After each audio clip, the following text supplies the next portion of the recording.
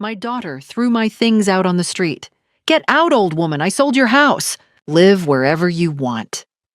I quietly packed up and left.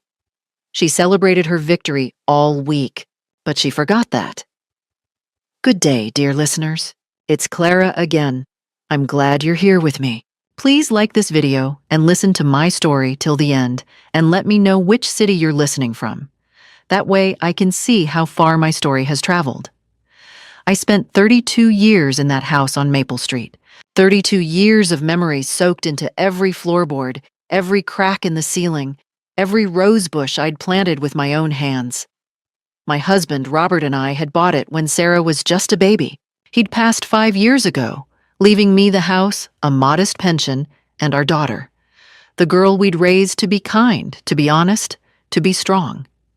But somewhere along the way, Sarah had changed. It started small. She'd always call asking about my plans for the house. "Mom, this place is too big for you," she'd say, her voice dripping with false concern. "What if you fall? What if something happens?" I'd brush it off. I was 73, not dead. I gardened, I volunteered at the library, I had my book club every Thursday. I was fine. Then came the visits with her husband, Derek. They'd walk through my home like vultures circling prey, commenting on the outdated kitchen and the wasted space. Derek worked in real estate, or so he claimed. I never trusted him. He had those cold eyes, the kind that calculated profit while pretending to smile. "You know, Margaret," he'd said one evening, "houses in this neighborhood are selling for $500,000 now. You're sitting on a gold mine." I'd told him I wasn't interested in selling. This was my home. The first real warning came 3 months ago.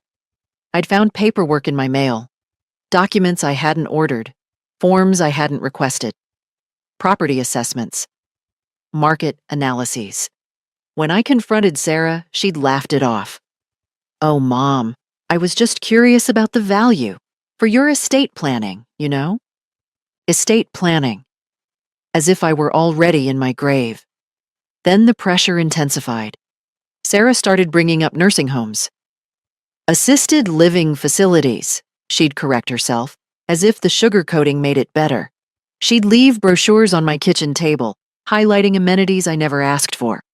Swimming pools, group activities, 24-hour medical care. "I don't need medical care," I'd snap. "I need my own home." But Sarah had always been persistent, stubborn, like her father. Except Robert's stubbornness came from love. Hers. I wasn't so sure anymore. Last Tuesday, everything shattered. I'd been at my book club discussing The Great Gatsby with Linda and Patricia when I came home to find my front door wide open. My heart hammered as I stepped inside. Had I been robbed? But nothing seemed missing. Instead, something felt wrong. Different. Sarah was in my living room, surrounded by boxes. My boxes, my photo albums, my clothes, my mother's china. Everything packed up like I was already gone. "Sarah?" My voice came out smaller than I intended. "What's going on?" She didn't even look up. "Oh, good, you're back. Derek's bringing the truck around." "Truck? What truck? What are you doing with my things?" That's when she finally met my eyes. And what I saw there chilled me to the bone. Not my daughter. Not the little girl who'd cried on my shoulder after her first heartbreak, who'd asked me to help her pick her wedding dress. This was someone else. Someone cold. Someone cruel.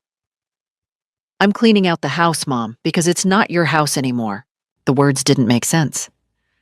"What are you talking about?" She smiled. Actually smiled. "I sold it. The closing was yesterday. The new owners take possession next week and you need to be out by Friday." My legs went weak.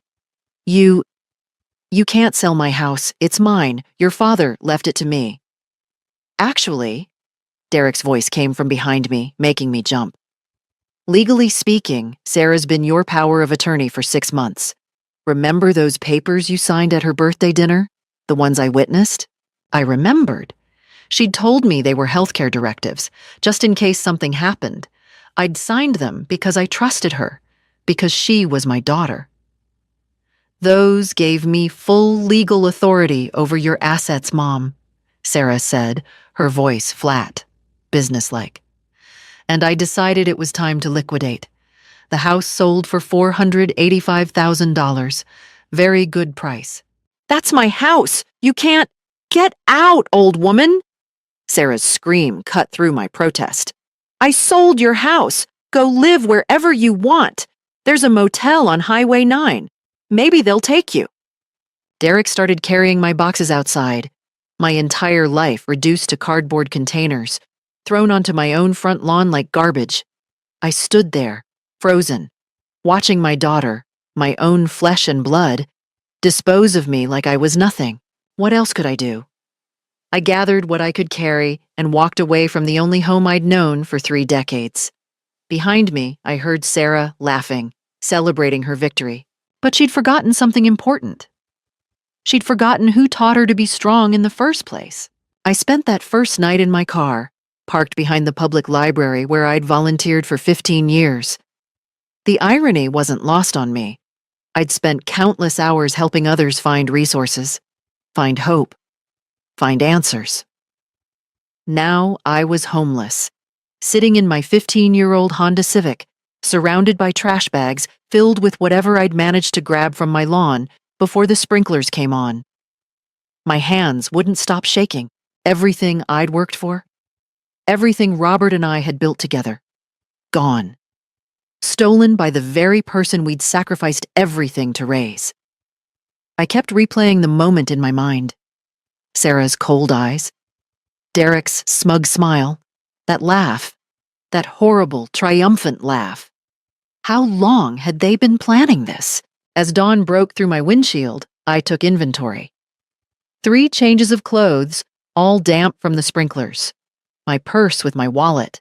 Thank God I'd had it at book club. My phone, nearly dead.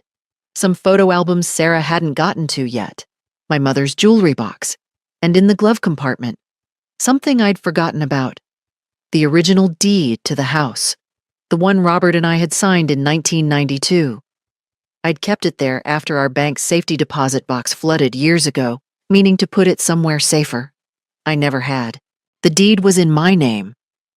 Only my name. Robert had insisted on it.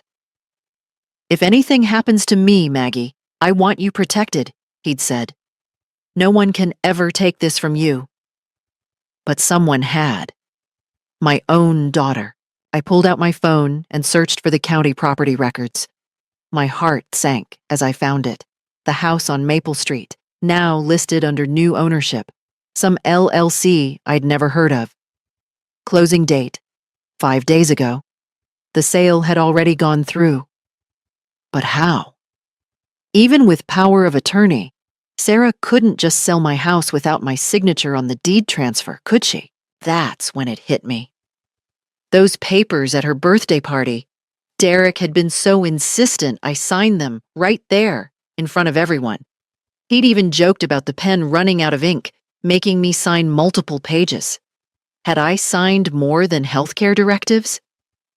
Had I unknowingly signed away my own home? Rage bubbled up inside me, hot and pure. Not the helpless anger of last night, but something sharper. Something focused. I wasn't done yet. At 8 a.m., I was waiting outside Feldman & Associates, the law firm that had handled Robert's estate. Margaret Feldman herself had been Robert's college friend. She'd been at our wedding. She'd held Sarah as a baby. When she arrived and saw me sitting on the bench outside her office, still wearing yesterday's clothes, her face went white. Margaret? My God, what happened? I told her everything. The words tumbled out. The pressure, the paperwork, the betrayal. By the time I finished, Margaret was pacing her office, her jaw tight with fury. This is elder abuse, she said flatly. Financial exploitation. Possibly fraud. Margaret, do you have any documentation? Anything showing the house was yours? I pulled out the deed with trembling hands. Margaret studied it carefully, then made 3 phone calls. I couldn't follow all the legal jargon. but I caught enough. Words like improper transfer, lack of mental capacity findings, fiduciary duty violation. Finally, she hung up and looked at me directly. Here's what we're going to do. First, I'm filing an emergency motion to freeze the sale. The new buyers might be innocent parties, but if we can prove fraud, we can void the transaction. Second, we're revoking that power of attorney immediately. And third, she paused, her expression hardening. We're going to make Sarah wish she'd never tried this. For the first time in 18 hours, I felt something other than despair. I felt hope. But Margaret, I said quietly, this will get ugly. She's my daughter. She stopped being your daughter when she threw your belongings on the lawn and called you an old woman, Margaret replied. Now she's just a criminal who happens to share your DNA. Are you ready to fight her? I thought about Robert, about the life we'd built, about the principle of the thing, not just for me, but for every elderly person whose children saw them as obstacles instead of human beings. I'm ready, I said. Margaret nodded. Good, because we're going to need evidence, documentation, witnesses. Everything you can remember about how this happened, I need you to write it down. Dates, times, conversations. Can you do that? I could. I would. There's something else, Margaret said, pulling out a legal pad. Where are you staying? I hesitated. My car. Last night, Absolutely not. You're staying at my guest house until this is resolved. No arguments. As we drove to Margaret's property in the suburbs, I formulated my plan. Document everything, gather evidence, find out exactly what Sarah and Derek had done. And then I'd take back everything they'd stolen. Sarah thought she'd won. She thought the old woman would just disappear, defeated and broken. She'd forgotten that I'd survived the death of my husband, raised a child alone, and built a life from nothing once before. I could do it again, but this time, I wouldn't be building. I'd be reclaiming. Margaret's guest house was small but comfortable. A converted garage with a kitchenette, bathroom, and a fold-out couch that was infinitely better than my car seat. I spent that first morning doing exactly what Margaret had instructed, writing everything down. Every conversation, every suspicious moment, every document Sarah had asked me to sign. The pattern emerged clearly on paper. It had started 18 months ago, right after Sarah's promotion at the marketing firm. Suddenly, she had money, expensive clothes, a new car for Derek. They'd started talking about investments and opportunities. And they'd started looking at me differently, not as a mother, as an asset. By noon, I had 12 pages of detailed notes, times, dates, witnesses who'd been present during key conversations. Linda from book club had been there when Sarah first brought up estate planning. Patricia had heard Derek making comments about the house's value. Even my neighbor, old Mr. Chen, had mentioned seeing Derek photographing my property from different angles, claiming it was for insurance purposes. Margaret reviewed my notes that evening, making occasional marks with her red pen. This is good, Margaret, very good. The pattern of financial manipulation is clear. She looked up at me. Tomorrow, we file the motion, but I need you to be prepared. Sarah will find out immediately. The court will serve her with papers. She's going to be angry. Let her be angry, I said, surprised by the steel in my own voice. The next morning, Margaret filed the emergency motion to freeze the property sale and revoke the power of attorney. By 3 p.m., it was done. The legal wheels were turning. By 4 p.m., my phone started ringing. Sarah's name flashed on the screen. I let it go to voicemail. She called again. And again. 12 calls in 20 minutes. I finally turned off my phone. The next morning, Margaret handed me her tablet. You need to see this. It was Sarah's Facebook page, public for all to see. Posted 2 hours ago. Heartbroken today. My elderly mother has been manipulated by predatory lawyers into filing false claims against me. I've spent years trying to help her, trying to get her into safe housing, and this is how she repays me. Dementia is such a cruel disease. Please keep our family in your prayers. Dementia? She'd actually written that I had dementia. The post had 63 likes. Comments poured in from people who didn't know me, didn't know the truth. So sorry, Sarah. You're such a devoted daughter. Stay strong. My hands clenched around the tablet. She's trying to discredit me. Make it look like I'm mentally incompetent, which is exactly what I expected, Margaret said calmly. And exactly what we'll use against her. This post is evidence, Margaret. She's publicly claiming you have dementia, a medical condition. We'll subpoena her to provide medical records proving this claim. When she can't, it demonstrates malicious intent and defamation. She was right. Sarah was so confident in her victory that she was getting sloppy. That afternoon, we received an email from Derek. Not a call, an email, like I was a business transaction. Margaret, we can resolve this without courts and lawyers. Clearly there's been a misunderstanding. Sarah only wants what's best for you. The house sale has already closed, but we're willing to offer you $30,000 from the proceeds to help you get settled somewhere nice. A senior community, perhaps. This is a generous offer. I suggest you take it before legal fees consume everything. $30,000 out of $485,000. Margaret's response was swift and surgical. Mr. Harrison, any further communication regarding this matter should go through me as Mrs. Whitmore's legal counsel. Your offer is rejected. We'll see you in court. 2 days later, the first breakthrough came. Margaret had subpoenaed the closing documents from the title company. When they arrived, I watched her face change as she read through them. Margaret, look at this. She spread the documents across her dining table. There it was, my signature on the deed transfer. Except it wasn't my signature. It was close, very close, but the M in Margaret was wrong. I always looped it twice. This had only one loop. They forged it, I whispered. They forged it, Margaret confirmed. This is no longer just civil fraud, Margaret. This is criminal forgery. Felony territory. She immediately photographed the signature, then pulled out samples of my real signature from the original documents I'd provided.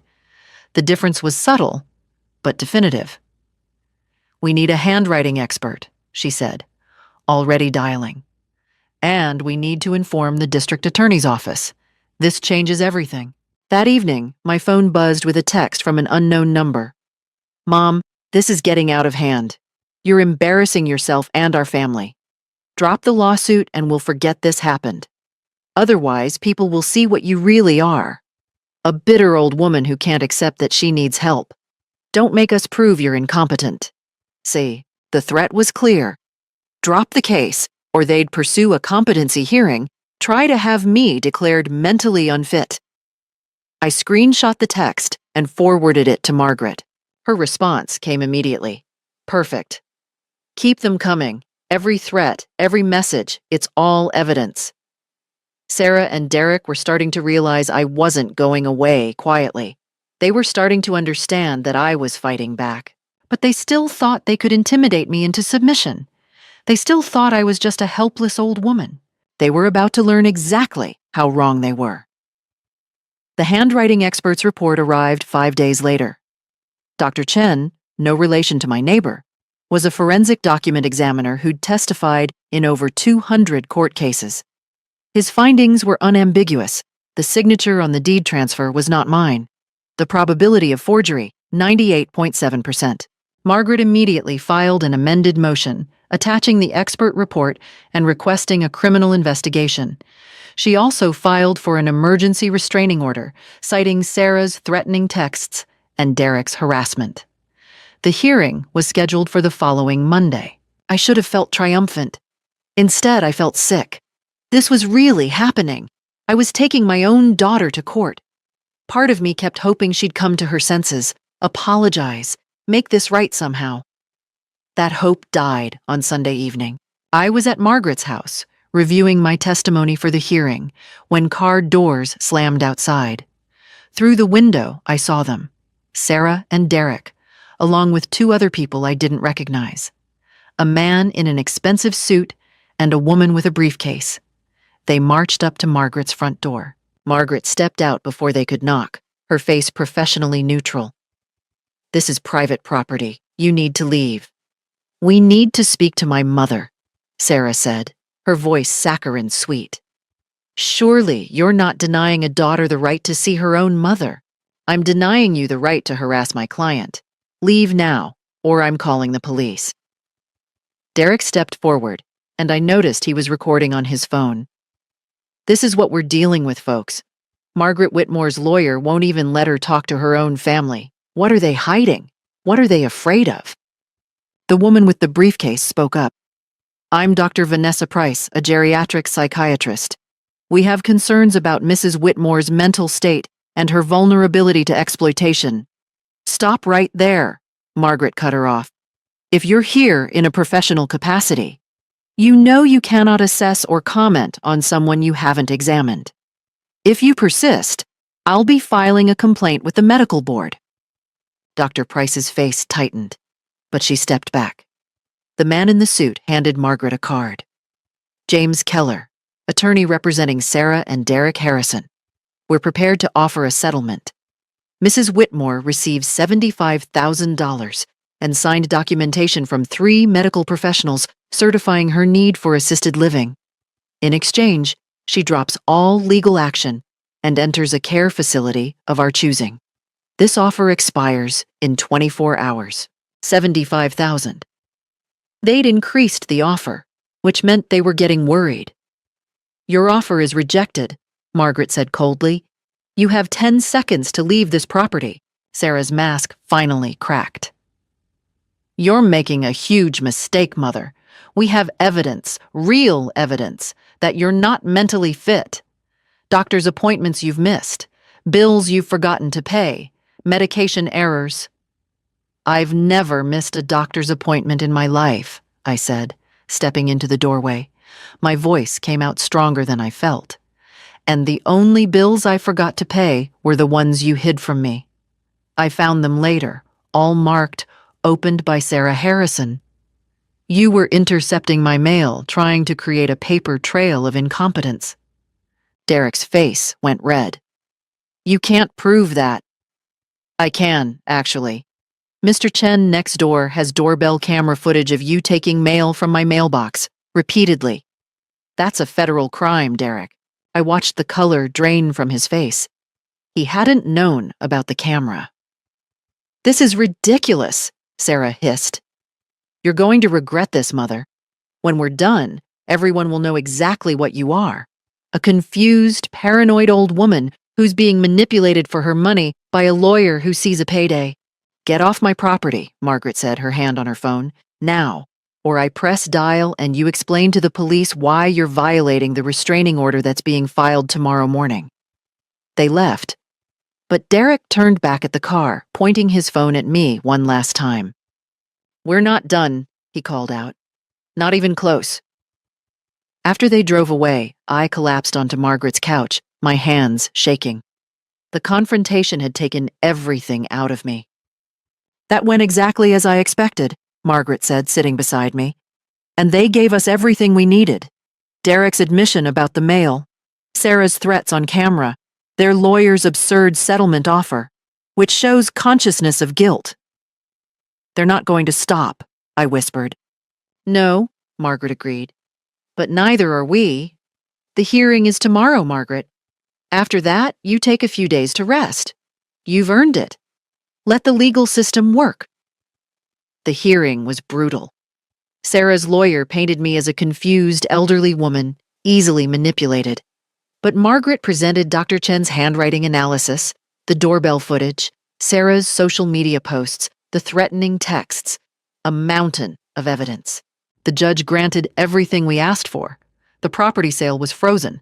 The power of attorney was revoked, and a criminal investigation into forgery and elder abuse was officially opened. Sarah and Derek left the courtroom in fury. but they had to leave. They'd lost this round. For 3 days, I slept. Really slept for the first time since this nightmare began. But I knew this wasn't over. They'd be back. The peace lasted exactly 4 days. I was in Margaret Feldman's kitchen, making tea and actually feeling something close to normal, when my phone buzzed. Not Sarah this time. Someone I hadn't heard from in nearly a year. My sister, Helen. Helen lived in Arizona with her third husband. We'd drifted apart after Robert died. She'd made some pointed comments about me wasting my life in that old house, instead of living a little. We'd had words. We hadn't spoken since. Now her name appeared on my screen. Cautiously, I answered. Maggie! Oh, thank God! I've been so worried about you. Helen's voice was warm, concerned. Everything it hadn't been during our last conversation. Sarah called me. She's beside herself.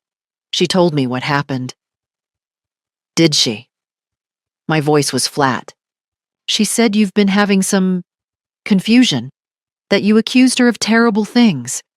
Maggie, honey, I know this must be so hard. Losing Robert, aging, feeling like you're losing control. Helen, I'm going to stop you right there. What exactly did Sarah tell you? That you forgot signing papers giving her power of attorney. That you're accusing her of stealing your house when really she was just trying to help you transition into a safer living situation. She's heartbroken, Maggie. Absolutely heartbroken. I closed my eyes, counting to 10. Sarah had gotten to my sister. Of course she had. Helen, Sarah forged my signature and illegally sold my house. There's a criminal investigation. The forensic evidence. Oh, sweetheart, you know how these lawyers are. They convince you to see conspiracies everywhere because that's how they make money. Margaret Feldman is billing you by the hour, isn't she? How much have you already paid her? So that was the angle. Discredit my lawyer, paint me as the victim of legal exploitation. Margaret is Robert's oldest friend. She's helping me because what Sarah did is criminal.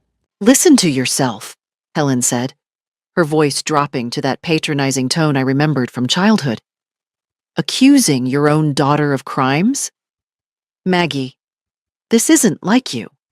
This sounds like, well, Sarah mentioned that Mom had similar issues before she passed. The paranoia, the accusations against family members who were only trying to help. My grandmother had had dementia. They were actually using that against me. I'm hanging up now, Helen. Wait, Maggie, please. I'm flying out next week. Let me come see you, just the two of us. We'll have lunch, talk about everything. Sarah doesn't even have to be there. Just let me help you see things clearly. Goodbye, Helen. I disconnected and immediately blocked her number. My hands were steady. My mind was clear. They were trying a new tactic, surrounding me with family members who'd reinforce their narrative of my incompetence. But I saw right through it. Margaret walked in, saw my expression. What happened? I told her. She nodded slowly. Classic isolation tactic. They're trying to make you doubt yourself, doubt your support system. Who else might they contact? There's no one else. Helen's my only sibling. Robert was an only child. His parents are gone. My parents are gone. The words came out sadder than I intended. I really am alone in this, aren't I? No, said a voice from the doorway. I turned to see Linda Chen, my book club friend, Mr. Chen's daughter-in-law, standing there with a casserole dish. Behind her were Patricia, Ruth, and Diane from the book club, and Mr. Chen himself, carrying what looked like files. We heard what happened, Linda said firmly. We wanted you to know you're not alone. They filed into Margaret's living room. Mr. Chen opened his folder. It was full of printed screenshots and USB drives. I have 6 months of doorbell footage, he said in his precise English. I save everything to cloud. I have Derek taking your mail 23 times, Sarah entering your house when you're not home 8 times, and this, He pulled out another document.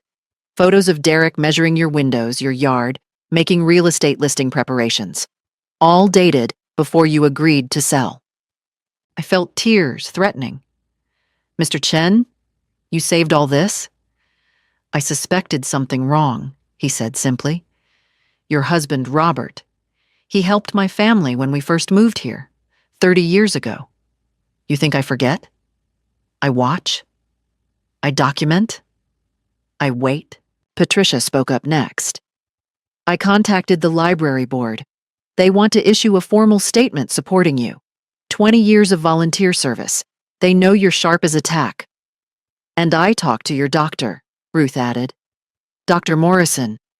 She's willing to testify that you've never shown any signs of cognitive decline. In fact, she said you corrected her Latin prescription abbreviations last month. I couldn't speak. These people, some of them I'd known for decades, some for just a few years, had mobilized to support me. Diane, the quietest member of our book club, pulled out her phone.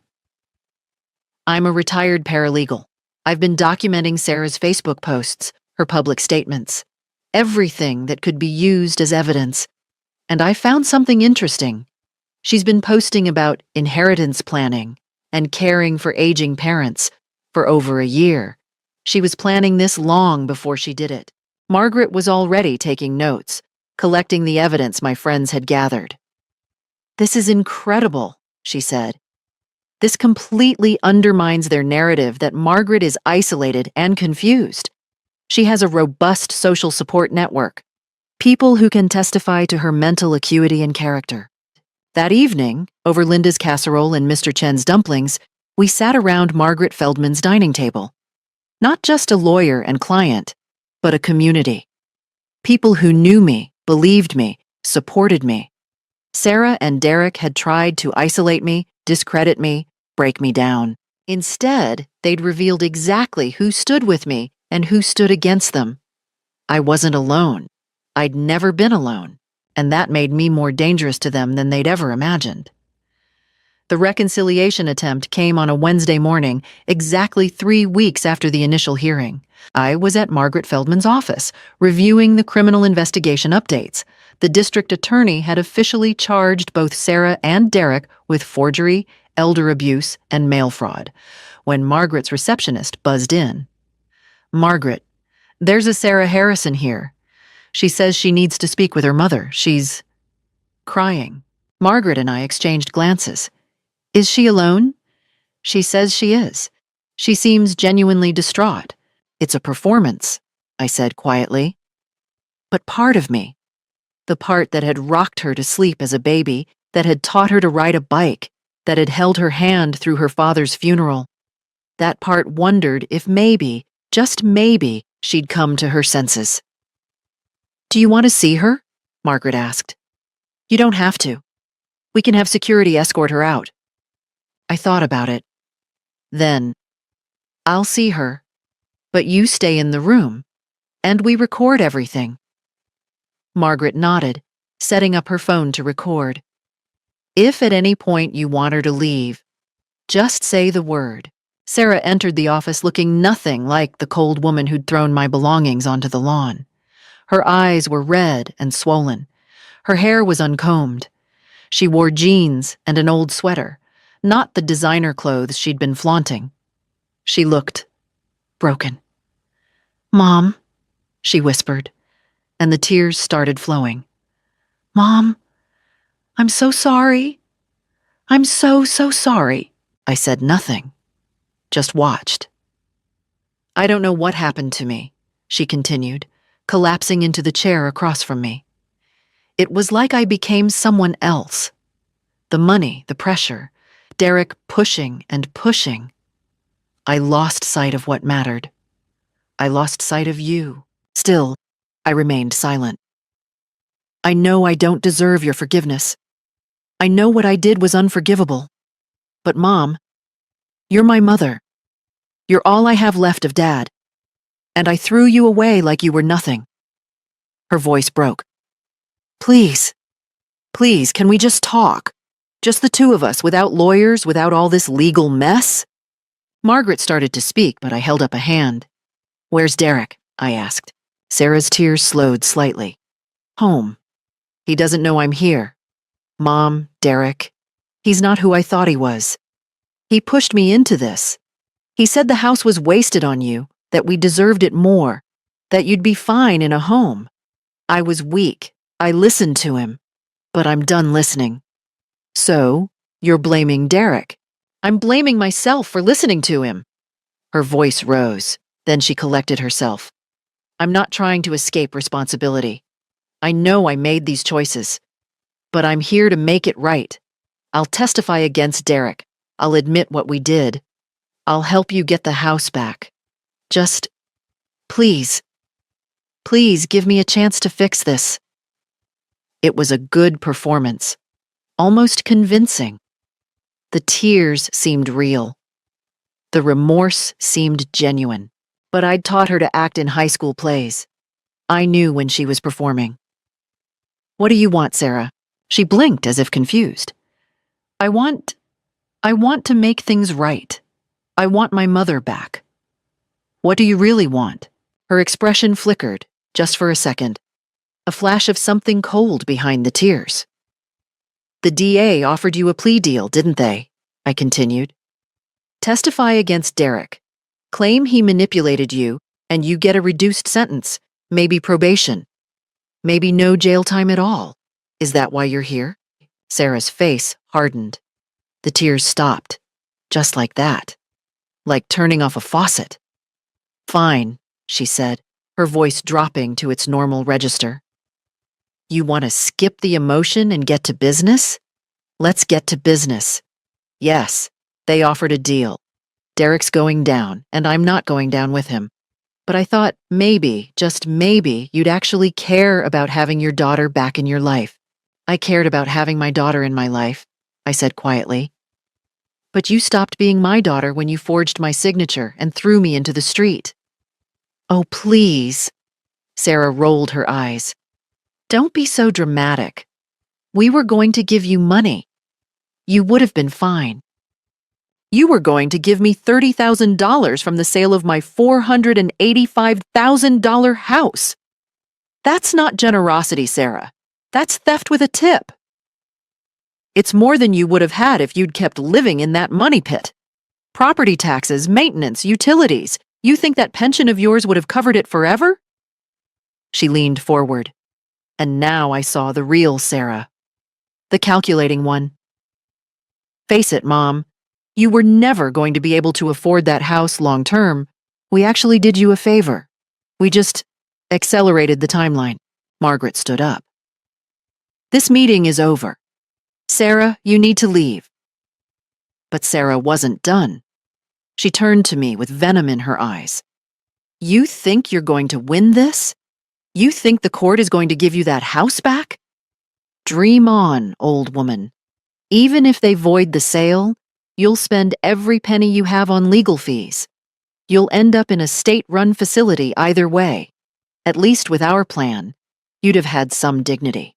Dignity, I repeated. You threw my clothes on my lawn and called me an old woman. You told me to go live in a motel. Where was the dignity in that, Sarah? She stood up, her mask completely gone now. You know what your problem is, Mother? You're stubborn. Dad was stubborn too, and look where it got him, dead at 68 from stress. You could have had an easy retirement. Instead, you're going to fight and fight until you have nothing left. I'd rather have nothing and my integrity than everything and be like you. Sarah's face twisted with rage. Fine. Enjoy your integrity in whatever bargain basement nursing home Medicaid sticks you in, because that's where you're headed. Derek and I will walk away from this. We've got lawyers, we've got resources, we've got connections. What do you have? Some pro bono attorney and a bunch of old ladies from book club? I have the truth, I said simply, and apparently that terrifies you. She grabbed her purse and stormed toward the door, but she paused, looking back one last time.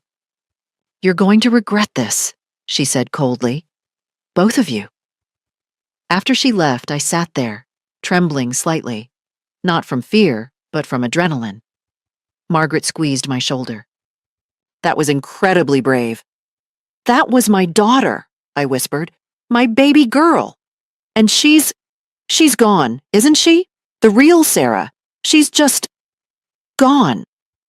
I'm sorry, Margaret. I nodded, wiping away a tear. But it wasn't a tear of weakness.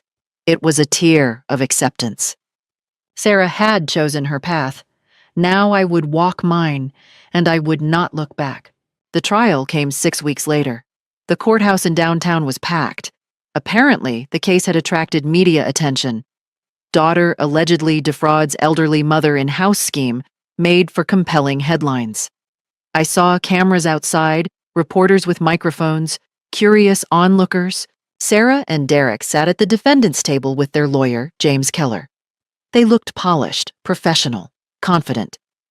Sarah wore a modest blue dress and pearl earrings, the ones I'd given her for her college graduation.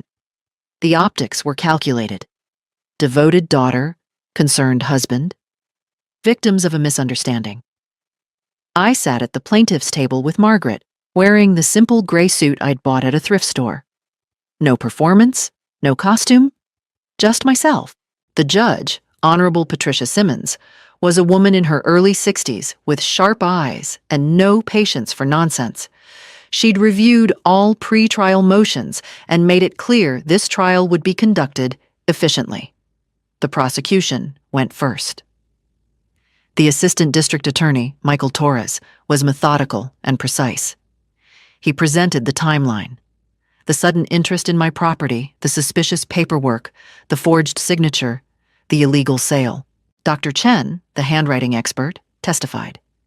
He displayed blown-up comparisons of my real signature versus the forgery. The differences were stark when magnified. Different pressure, different angle, different formation of key letters.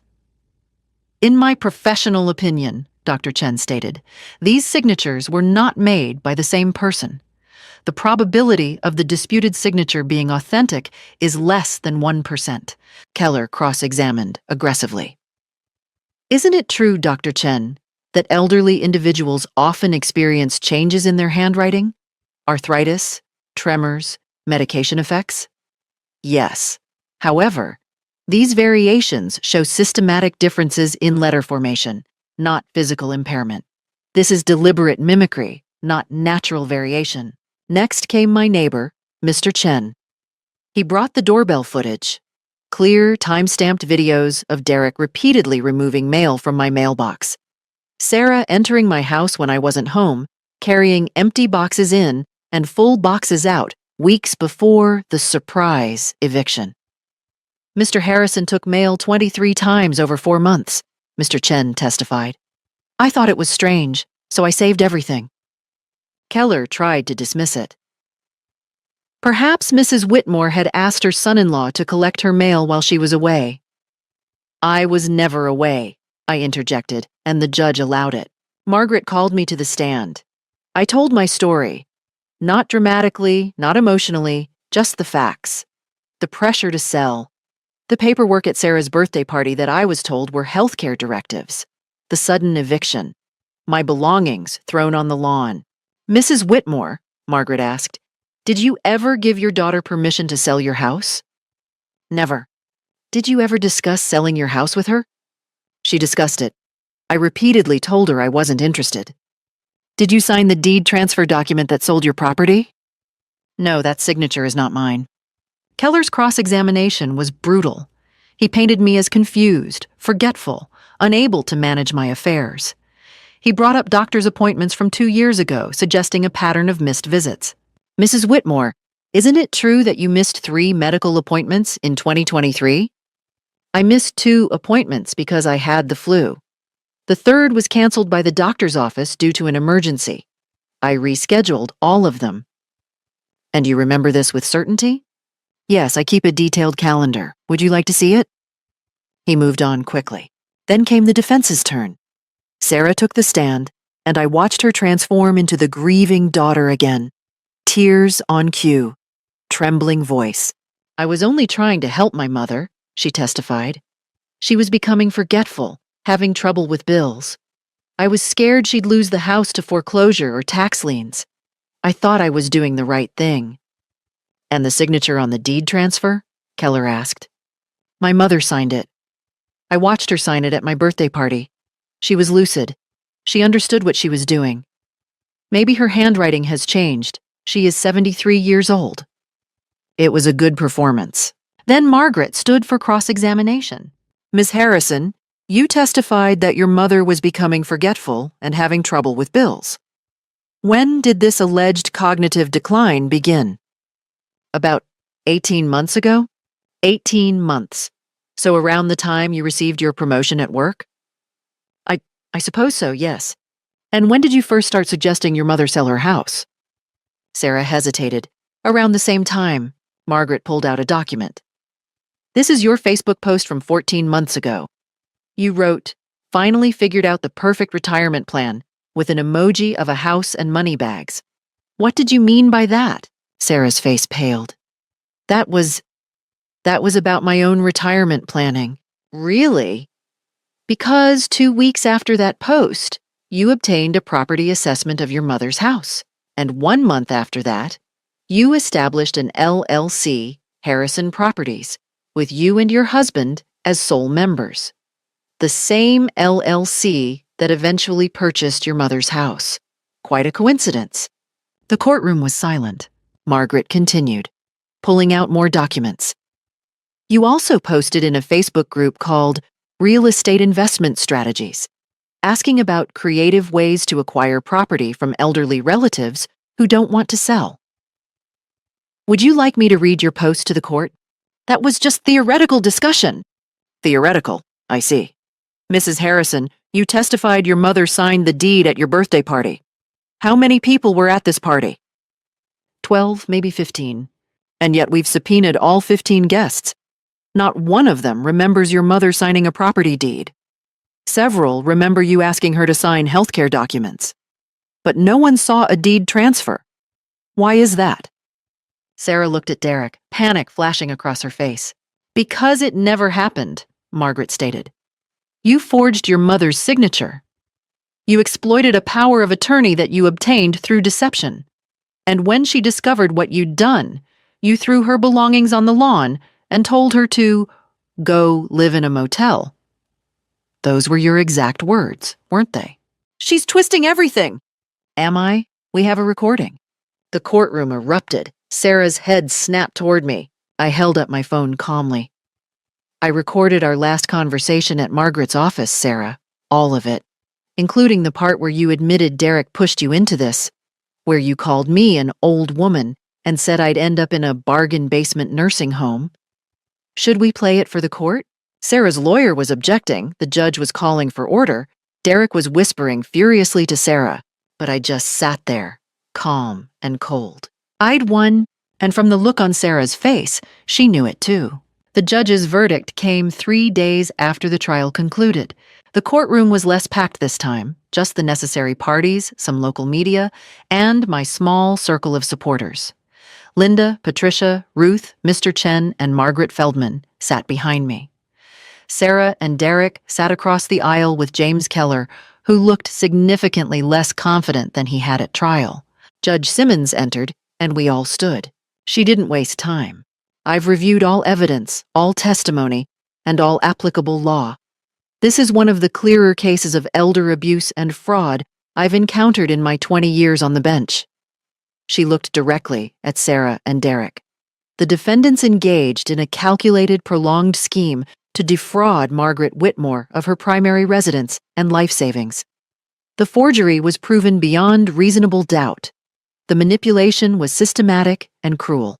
Sarah's hand gripped Derek's arm. He stared straight ahead, jaw clenched. The property transfer is hereby declared void and invalid. Full ownership of 247 Maple Street reverts immediately to Margaret Whitmore. The title company and all parties involved in the fraudulent sale are ordered to reverse the transaction within 30 days. I exhaled. My house. I was getting my house back. Furthermore, Judge Simmons continued, I am awarding Mrs. Whitmore compensatory damages in the amount of $150,000 for emotional distress, displacement costs, and legal fees not covered by the criminal prosecution. This amount will be paid jointly and severally by Sarah Harrison and Derek Harrison. Keller shot to his feet. Your Honor, my clients don't have... Then they'll sell assets, liquidate accounts, or arrange payment plans. This is not negotiable. Additionally, I am issuing a permanent restraining order. Sarah Harrison and Derek Harrison are prohibited from contacting Mrs. Whitmore, approaching her property, or coming within 500 feet of her person. Violation will result in immediate arrest. Sarah made a small sound, almost a whimper. On the criminal charges, Judge Simmons said, her voice hardening. I am remanding both defendants to custody pending sentencing. Bail is revoked. The evidence of forgery, elder abuse, mail fraud, and conspiracy is overwhelming. The defendants pose both a flight risk and a continued danger to the victim. Derek stood up suddenly. Your Honor, this is outrageous. We have jobs. You have criminal convictions, Mr. Harrison, and you'll have time to think about them in a cell. Bailiff. Two deputies approached. Derek's face went crimson with rage. Sarah was crying. Real tears this time, not performance tears. Tears of someone who'd finally realized the consequences of their actions. Mom! Sarah turned to me, desperate. Mom, please! Tell them this is too much. I'm your daughter. You can't let them do this to me. I looked at her. Really looked at her. Searched for any trace of the little girl I'd raised. The teenager who'd brought me breakfast in bed on Mother's Day. The young woman who'd cried in my arms when her father died. She was gone. Maybe she'd been gone for years and I'd just been too blind to see it. You stopped being my daughter when you called me an old woman and threw my life onto the lawn, I said quietly. You made your choice, Sarah. Now you live with it. The bailiffs led her away. Derek went quietly, but Sarah fought, screaming, This isn't fair. I'm sorry, Mom, I'm sorry. But sorry wasn't enough. Not anymore. Not after everything. When they were gone, Judge Simmons addressed me directly. Mrs. Whitmore, you showed remarkable courage in pursuing this case. I hope this outcome provides some measure of justice. It does, Your Honor. Thank you. The sentencing hearing came 2 weeks later. I didn't attend. Margaret represented my interests. Derek received 4 years in federal prison for mail fraud, forgery, and conspiracy. Sarah received 3 years for elder abuse, fraud, and conspiracy. Both were ordered to pay restitution. Their appeals were denied. The house was returned to me exactly 30 days after the verdict. The new owners, who claimed they'd purchased in good faith, were compensated by the title insurance company. It wasn't my problem. The house was mine again. I stood on the front porch of 247 Maple Street on a warm May morning, holding the new keys Margaret had given me. The lawn needed mowing. The paint was peeling in places. But it was mine. Mr. Chen waved from next door. Welcome home, Mrs. Whitmore. Thank you, Mr. Chen, for everything.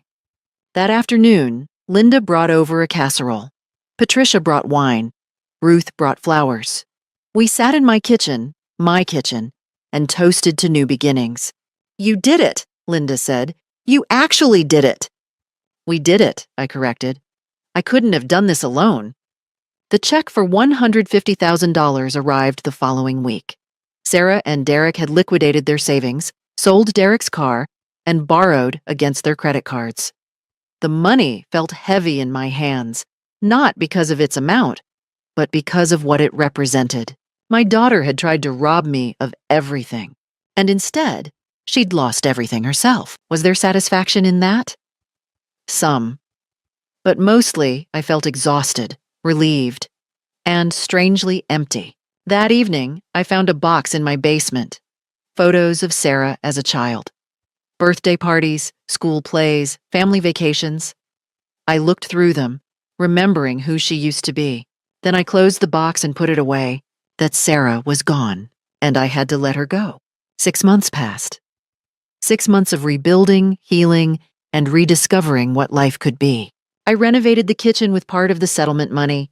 New cabinets, modern appliances, a window overlooking my garden. My roses bloomed brighter than ever. The book club expanded. Word had spread about the grandmother who fought back. 23 members now. We'd become a support network for elderly people navigating difficult family situations. 3 women came to me after hearing my story. Each had children trying to pressure them out of their homes. I connected them with Margaret. We started building cases, fighting back.